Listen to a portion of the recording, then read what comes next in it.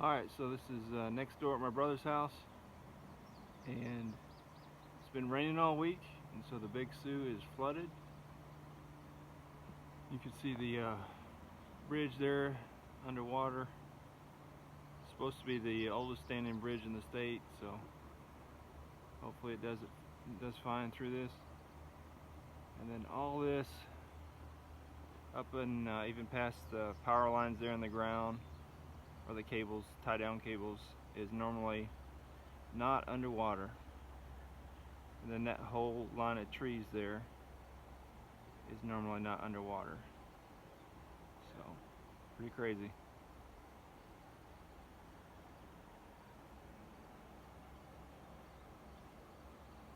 Alright, well, have a good day.